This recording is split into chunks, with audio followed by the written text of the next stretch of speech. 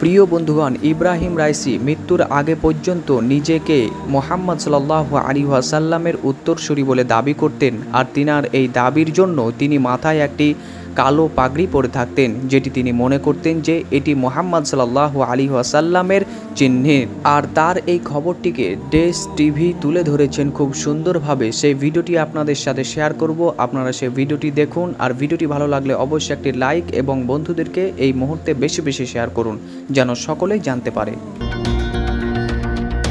ইব্রাহিম রাইসির জন্ম 1960 সালে উত্তর পূর্ব ইরানের পবিত্র শহর মাশহাদে। সেই হিসাবে বর্তমানে তার বয়স 63 বছর। তিনি নিজেকে হযরত মুহাম্মদ সাল্লাল্লাহু আলাইহি ওয়াসাল্লামের বংশধর দাবি করেন। বিশ্বনবীর রক্ত সম্পর্কিত উত্তরাধিকার হওয়ার কারণে সবসময় কালো রঙের পাগড়ি পরেন। মাত্র 20 বছর বয়সে রাইসি তেহরানের পার্শ্ববর্তী শহর কারাজের প্রসিকিউটর জেনারেল নিযুক্ত হন। 1989 থেকে 1994 সাল পর্যন্ত এই দায়িত্ব পালন করেন। 2004 সাল থেকে তিনি 1 দশক জুডিশিয়াল অথরিটির উপপ্রধানের দায়িত্ব পালন করেন। 2019 সালে তাকে বিচার বিভাগের প্রধান নিযুক্ত করেন দেশটির সর্বোচ্চ ধর্মীয় নেতা আয়াতুল্লাহ খামেনি। এই পদে থাকার সময় দুর্নীতির বিরুদ্ধে দৃঢ় অবস্থান নেয় দেশের অভ্যন্তরে জনপ্রিয়তা বাড়ে তার। নিজেকে দুর্নীতি, অদক্ষতা ও অভিজাত্যের ঘোর বিরোধী হিসেবে প্রকাশ করা রাইসি রাজনৈতিক দিক থেকে শিয়া ইসলাম কট্টরপন্থার সমর্থক। দেশের গণতন্ত্রপন্থীদের পাশাপাশি তিনি যুক্তরাষ্ট্র ও পাশ্চাত্য দেশগুলোর কঠোর সমালোচক।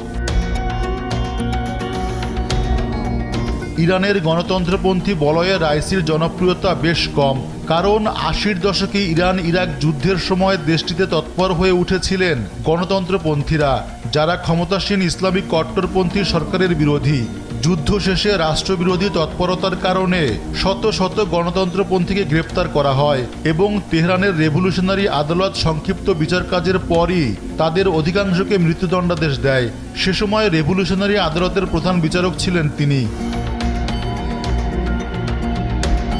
ইরান কখনো এই গণমৃত্যুদণ্ডের কথা স্বীকার করেনি। রাইসির ভূমিকা নিয়ে যেসব অভিযোগ তোলা হয়েছে সে বিষয়ে তিনি কখনো কিছু বলেননি।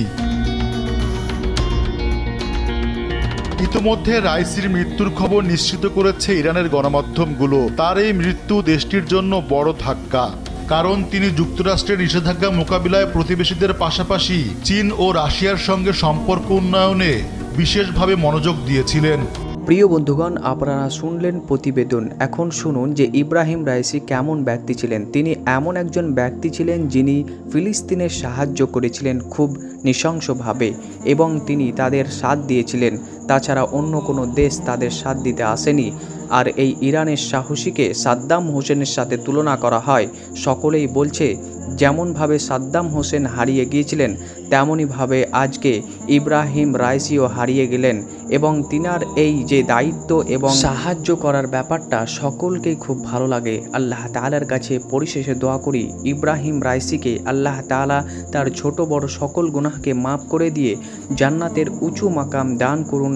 আমিন সুম্মা আমিন।